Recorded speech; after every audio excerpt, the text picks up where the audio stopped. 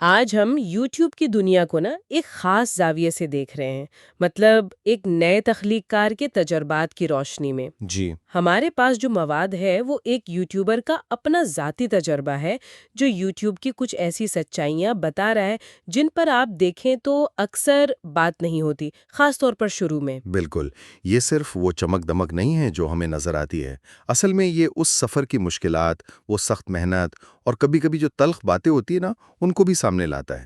مقصد یہی ہے کہ سمجھیں کہ کیمرے کے پیچھے یہ یوٹیوب ویڈیوز بنانا اصل میں ہوتا کیسا ہے۔ جی ہاں، تو آئیے اس تجربے کو ذرا کھولتے ہیں۔ اچھا، خود ذریعے بھی شروع میں کہتا ہے کہ یہ باتیں سننے میں زیادہ اچھی لگیں گی تو انہوں نے ایڈیٹنگ وغیرہ کم رکھی ہے تاکہ پیغام سیدھا پہنچے۔ صحیح۔ پہلی ہی بات جو سامنے آتی ہے وہ ہے مقابلہ، مطلب شدید مقابلہ۔ روز لاکھوں ویڈیوز اپلوڈ ہو رہی ہیں، لاکھوں میں۔ لیکن ذریعہ کہتا ہے کہ بمشکل شاید کوئی 5% ہوں گی جو نظروں میں آتی ہیں یا رینک کرتی ہیں۔ یہ واقعی ایک بہت بڑا چیلنج ہے۔ ذریعہ یہی بتا رہا ہے کہ آج کل آپ یوٹیوب پر کوئی بھی ٹاپک اٹھا لیں، اس پر آپ کو ہزاروں شاید لاکھوں ویڈیوز پہلے سے ملیں گی۔ بالکل۔ تو جو نیا آ رہا ہے اس کے لیے یہ فیلڈ بہت زیادہ مسابقتی ہو گئی ہے۔ تو اس بھیڑ میں سے نکل کر پہچان بنانا ہی پہلا بڑا چیلنج ہے۔ بالکل آسان نہیں ہے، بالکل بھی۔ اچھا چلے مان لیا کہ کوئی نمایاں ہو بھی گیا، کسی طرح ویوز آنے لگے، تو پھر اگلا سوال آتا ہے پیسوں کا۔ کیا یوٹیوب واقعی وہ سونے کی چڑیا ہے جو لوگ سمجھتے ہیں؟ ہاں، یہ بہت بڑی غلط فہمی ہے۔ ذریعہ اس پر کچھ ٹھوس حقائق بتا رہا ہے۔ جی، وہ واضح کرتا ہے کہ حقیقت بہت مختلف ہے۔ ایک مثال دی انہوں نے کہ اگر کسی ویڈیو پر 5000 ویوز آئیں، 5000 ٹھیک ہے، اور RPM یعنی 1000 ویوز پر ملنے والی رقم اگر 11 روپے ہوں تو اس سے بنے صرف 500 روپے۔ صرف 500 روپے 5000 ویوز پر؟ جی ہاں، اور اگر 50,000 ویوز بھی آ جائے ہاں تو بھی کمائی صرف 2500 روپے کے آس پاس ہوگی۔ اچھا، 50,000 ویوز اور صرف 2500 روپے، یہ تو میری توقع سے بہت ہی کم ہے۔ بالکل، اور بات یہاں ختم نہیں ہوتی۔ یوٹیوب اس کمائی کا 45% حصہ خود رکھتا ہے۔ 45%؟ جی، یعنی اگر آپ نے 1,00,000 روپے کمائے بھی اپنی ویڈیو سے تو 45,000 یوٹیوب لے جائے گا، آپ کے ہاتھ میں آئیں گے صرف 55,000۔ یہ تو بہت اہم بات ہے۔ اس کا مطلب تو یہ ہوا کہ مہینے کے صرف 10,000 روپے کمانے کے لیے بھی پتہ نہیں کتنی محنت اور کتنے زیادہ ویوز چاہیے۔ ظاہر ہے، شاید آپ کو 50,000 ویوز والی 10-12 ویڈیوز ہر مہینے ڈالنی پڑیں۔ یہ تو پورا فل ٹائم کام ہو گیا۔ جی بالکل۔ تو یہ جو خیال ہے کہ یوٹیوب پر آئیں اور بس پیسے چھاپنا شروع، خاص طور پر شروع میں، یہ بالکل ٹھیک نہیں ہے۔ یہ واقعی محنت اور صبر کا کام لگتا ہے۔ یقیناً، لیکن چلیں پیسے والی بات ایک طرف، تخلیق کا ایک اور پہلو بھی ہے جس کا ذریعہ بڑے شوق سے ذکر کرتا ہے۔ اچھا، وہ کیا ہے؟ وہ خوشی، وہ اطمینان جو آپ کو ملتا ہے جب آپ سخت محنت کے بعد اپنی ویڈیو مکمل کر کے اپلوڈ کرتے ہیں۔ ہاں، یہ بات تو ہے۔ مطلب پہلے ریسرچ کرنا، پھر اسکرپٹ لکھنا، ریکارڈنگ، پھر گھنٹوں بیٹھ کر ایڈیٹنگ کرنا۔ بالکل، یہ لمبا اور بعض اوقات تھکا دینے والا کام ہوتا ہے۔ تو ذریعہ کہتا ہے کہ جب یہ سارا کام ہو جاتا ہے تو ایک خاص قسم کا سکون ملتا ہے، ایک اعتماد سا آتا ہے۔ جی، اور یہ احساس شاید ان کے لیے زیادہ قیمتی ہے جو ابھی جدوجہد کر رہے ہیں۔ جب آپ گھنٹوں کی محنت رنگ لاتی دیکھتے ہیں، اپنا اسکرپٹ فائنل کرتے ہیں، تو وہ صرف ایک کام ختم نہیں ہوتا، بلکہ ایک چھوٹی سی جیت ہوتی ہے۔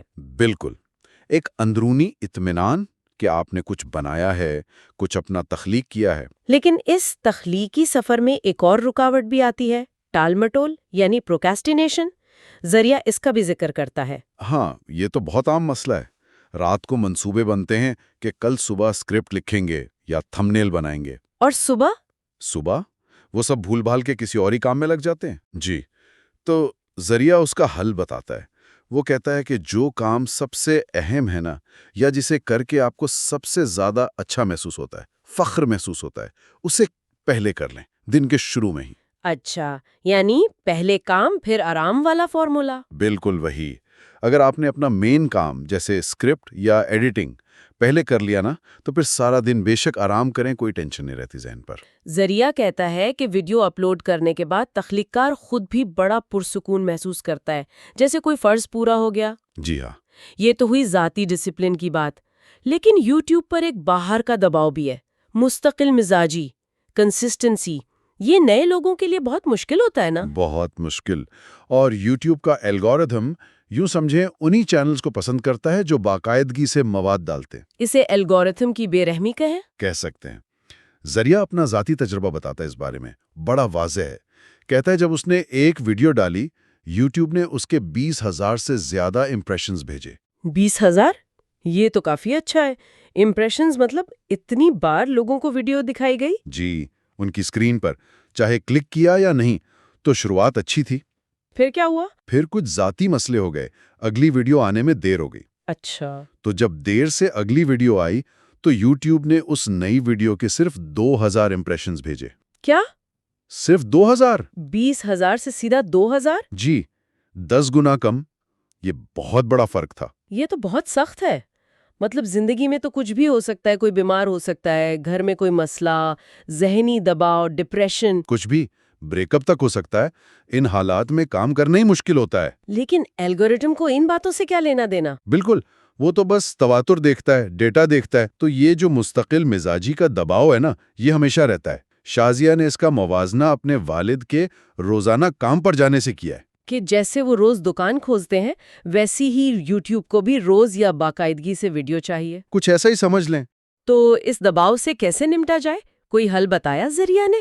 ہاں، وہ کہتا ہے کہ کوشش کریں کہ آگے کی کچھ ویڈیوز پہلے سے تیار ہوں، ایک بفر بنا کر رکھیں، تاکہ اگر کبھی مشکل وقت آئے۔ جی، یا کام کرنے کا دل نہ چاہے تب بھی چینل چلتا رہے، الگورتھم ناراض نہ ہو۔ لیکن ظاہر ہے اس کے لیے پہلے سے پلاننگ اور زیادہ محنت چاہیے۔ یہ واقعی عملی مشورہ ہے۔ اچھا، مستقل مزاجی کے ساتھ ایک اور جذباتی چیلنج بھی ہے، نیگیٹو کامنٹس۔ اس پر بھی ضیاء نے بات کی ہے۔ ہاں، اور یہ بڑی عجیب نفسیات ہے۔ وہ کہتا ہے کہ اگر 99 لوگ تعریف کر رہے ہوں اور صرف ایک بندہ کوئی بری بات لکھ دے تو دھیان اسی ایک پر چلا جاتا ہے۔ بالکل، وہ 99 اچھے تبصرے بھول جاتے ہیں اور سارا دن اسی ایک منفی بات کے بارے میں سوچتے رہتے ہیں۔ اور یہ چیز حوصلہ توڑ سکتی ہے، ذہنی صحت پر برا اثر ڈال سکتی ہے۔ لوگ شاید سمجھتے نہیں کہ ایک ویڈیو کے پیچھے کتنی محنت ہوتی ہے۔ اسی لیے ذریعہ اپیل کرتا ہے کہ بھئی کچھ برا لکھنے سے پہلے 1 سیکنڈ سوچ لیا کریں کہ آپ کے الفاظ کسی پر کیا اثر ڈالیں گے۔ تنقید کریں، تعمیری تنقید ضرور کریں، لیکن دل آزاری سے بچنا چاہیے۔ یہ بہت اہم بات ہے۔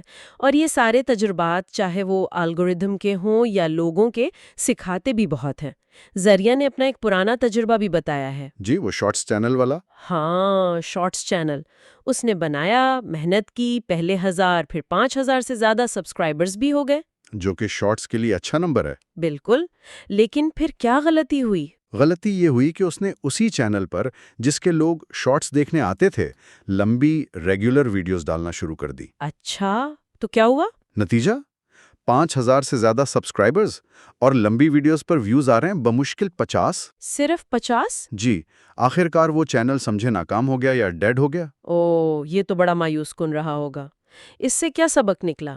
سبق یہی کہ صرف نمبرز کے پیچھے بھاگنا، سبسکرائبرز گننا یا صرف پیسے کا سوچنا، یہ ٹھیک حکمت عملی نہیں۔ یہ سمجھنا ضروری ہے کہ آپ کے دیکھنے والے کیا چاہتے ہیں، ان کا آپ سے کیا تعلق ہے۔ صرف نمبرز پر فوکس کرنا غلطی ہو سکتی ہے۔ جی بالکل۔ یہ تجربہ اس بات سے جڑتا ہے جو ذریعہ آگے کہتا ہے۔ وہ 3 ایڈیٹس فلم کا مشہور ڈائیلاگ دہراتا ہے۔ ہاں، وہ کامیاب ہونے کے لیے نہیں، قابل ہونے کے لیے پڑھو۔ کامیابی کے پیچھے مت بھاگو، ایکسیلنس کا پیچھا کرو، کامیابی خود تمہارے پیچھے آئے گی۔ ذریعہ کہتا ہے یہ بات اسے بہت متاثر کرتی ہے۔ یہ بہت گہری بات ہے اور یوٹیوب پر بھی لگتی ہے کہ بھئی آپ کا مقصد صرف ویوز یا پیسہ نہ ہو، بلکہ اپنے کام کو بہتر بنانا ہو، شوق سے کرنا ہو۔ جب آپ اپنے کام میں ماہر ہوں گے تو کامیابی شاید خود بخود آ جائے گی۔ امکان تو یہی ہے۔ یہ سننے میں تو بہت اچھا لگتا ہے، قابل بنو، کامیابی جھک مار کے پیچھے آئے گی۔ جی، لیکن کیا یوٹیوب کی دنیا میں یہ اتنا سیدھا ہے؟ ذریعہ یہاں ایک اور بات کرتا ہے جسے وہ ڈارک ریالٹی کہتا ہے۔ ہاں، یہ ایک اہم نقطہ ہے۔ وہ مانتا ہے کہ جو بڑے یوٹیوبرز آج کامیاب ہیں وہ اپنی محنت، اپنی قابلیت سے ہی ہیں۔ ٹھیک۔ لیکن وہ یہ بھی کہتا ہے کہ بہت سے چھوٹے تخلیق کار جو اپنا 100% دے رہے ہیں، دن رات محنت کر رہے ہیں، وہ اکثر ان بڑے یوٹیوبر سے 10 گنا زیادہ محنت کر رہے ہوتے ہیں۔ 10 گنا زیادہ؟ جی، لیکن انہیں وہ کامیابی، وہ پہچان نہیں مل پاتی۔ یہ تو واقعی ایک تلخ حقیقت ہے۔ اس کا مطلب کیا ہوا کہ صرف محنت اور قابلیت کافی نہیں؟ ایسا ہی لگتا ہے۔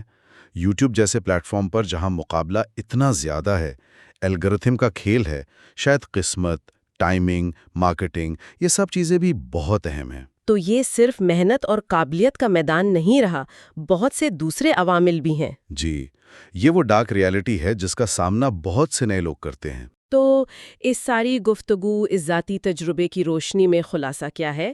یوٹیوب کا سفر صرف ویوز اور سبسکرائبرز گننا نہیں ہے۔ بالکل نہیں، یہ سخت محنت ہے، مستقل مزاجی چاہیے، ذہنی مضبوطی چاہیے، خاص طور پر منفی باتوں سے نمٹنے کے لیے، اور سب سے بڑھ کر اپنے کام سے لگن، شوق چاہیے۔ یہ ایک لمبی دوڑ ہے۔ اور یہ اس چمکتی دنیا کے پیچھے کی وہ سچائی ہے جسے سمجھنا ضروری ہے، چاہے کوئی اس میدان میں آ رہا ہو یا باہر سے دیکھ رہا ہو۔ یقیناً پیسہ کمانا ممکن ہے، بالکل ممکن ہے، لیکن آسان راستہ نہیں ہے، اور اگر آپ صرف پیسے کے لیے آ رہے ہیں نا، تو شاید زیادہ دیر ٹک نہ پائیں۔ تخلیقی عمل سے لطف اندوز ہونا، سیکھتے رہنا اور ہمت نہ ہارنا ضروری ہے۔ بالکل۔ ذریعہ کی ایک آخری بات، میں امید بھی ہے، وہ کہتا ہے کہ اگر اگلے کچھ سال واقعی دل لگا کر محنت کر لی جائے تو پوری زندگی مالی طور پر محفوظ ہو سکتی ہے۔ یہ ایک طرح کی لانگ ٹرم انویسٹمنٹ ہے۔ یہ ایک اچھی سوچ ہے۔ جی، اور آخر میں سامعین کے لیے ایک سوال چھوڑ جاتے ہیں سوچنے کے لیے۔